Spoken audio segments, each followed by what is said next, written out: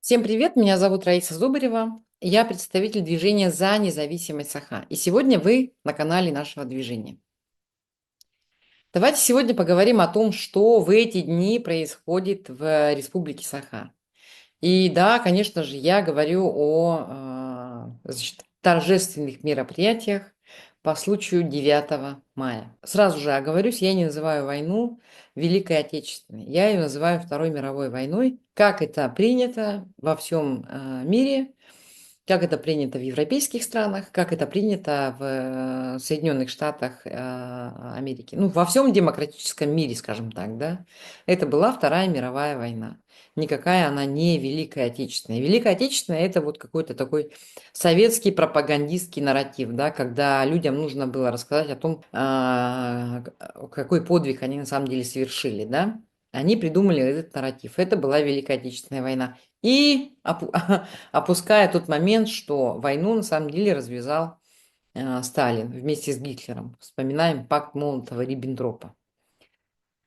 А, То, что сегодня происходит, м, как много лет назад, не знаю кто первым обозначил такой термин, да, термин победобесие. Так это все и продолжается.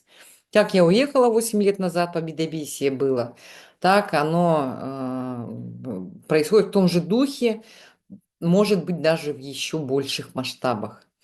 И вот эта вот милитаризация сознания, она уже, значит, и переключилась на детей, и дети у нас в пилотках, у нас и маршируют, и строем ходят, и в этой форме с этими игрушечными автоматами, да, и игрушечные гранаты бросают, и ползают, ну, чего они там только не делают, да.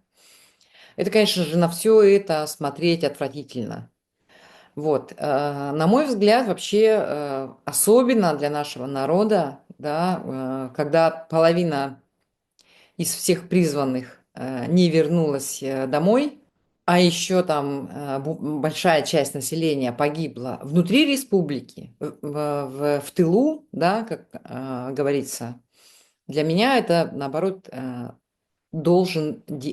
дата должна быть траурной. Эта дата должна быть посвящена памяти и вообще и скорби.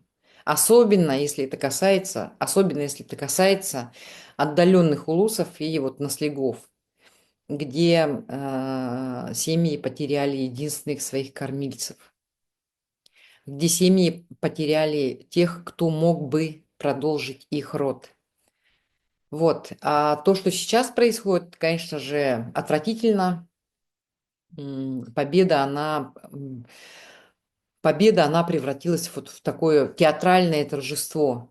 Это театральная вообще постановка, которая ничего не имеет общего со скорбью и с печалью, с памятью о том, с настоящей исторической памятью, о том, что происходило в те годы с нашими людьми. Она не имеет ничего общего.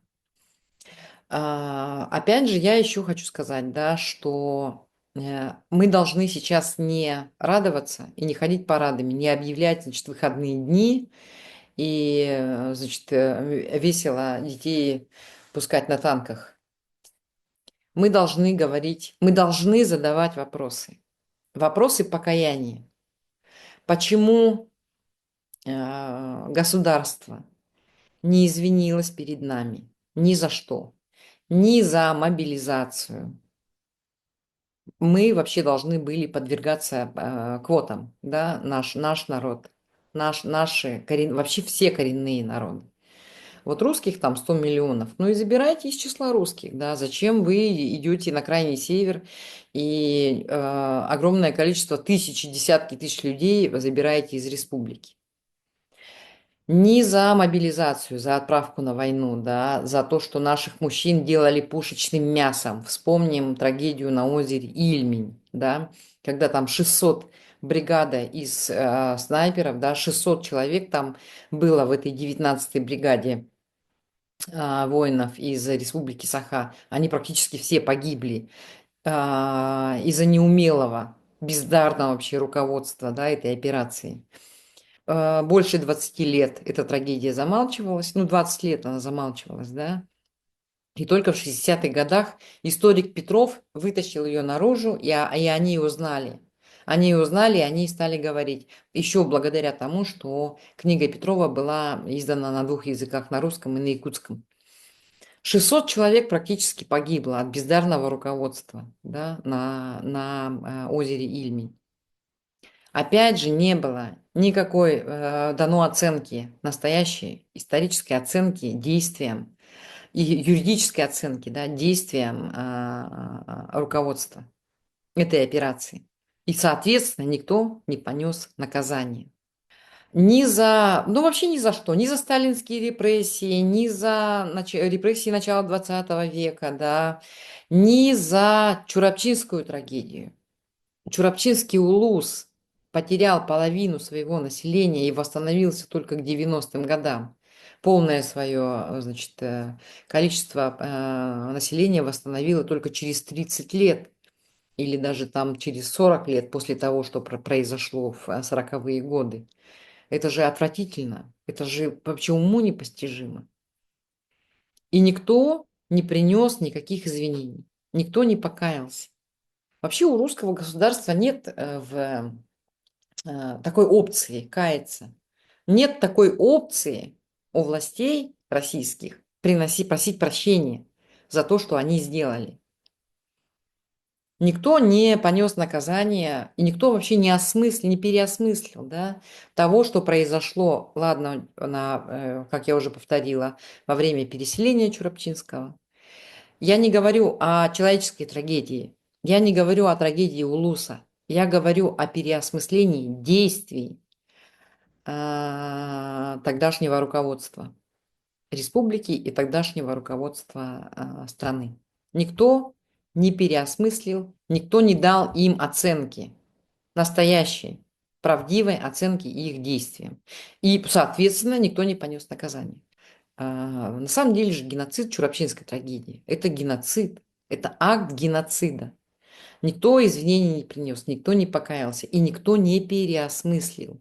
Ни то, что, еще раз повторю, происходило на фронтах, да, ни того, что происходило внутри республики, когда люди умирали буквально от голода.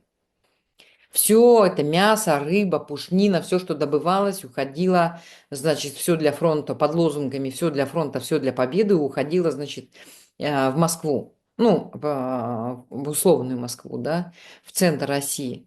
И, ну, непонятно там на самом деле для фронта ли, для победы ли, или оно оседало там где-то, мы же знаем, да, что политическая верхушка жила очень хорошо, или она оседала все там. Мы конкретно этого не знаем. Отправлялось очень много.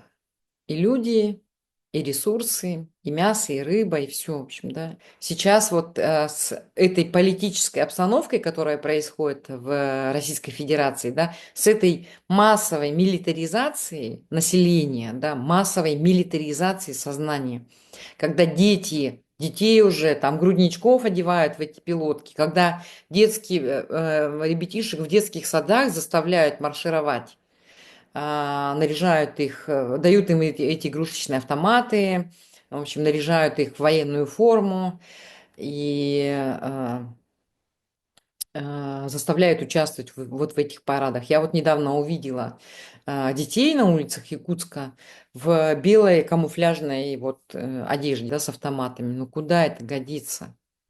И я так думаю, что при этой власти, при этом политическом режиме мы не дождемся ни покаяний, ни извинений, ни настоящей юридической оценки действиям властей Советской России. Нет, такого не будет. Именно поэтому, еще и поэтому нам нужна независимость. Вот, для того, чтобы мы сами могли оценить происходившее, да, весь 20 век.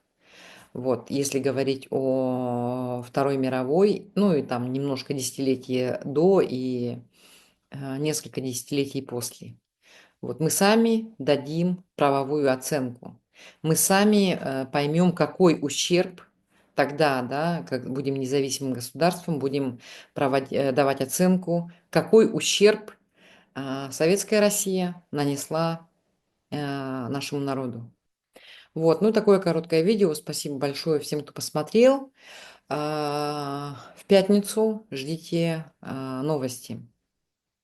Ну и как всегда, я прошу подписаться на наш канал, поставить этому видео лайк,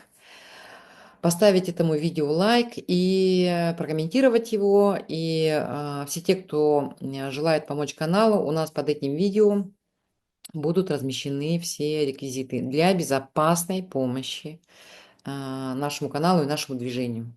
Спасибо вам большое. До скорых встреч.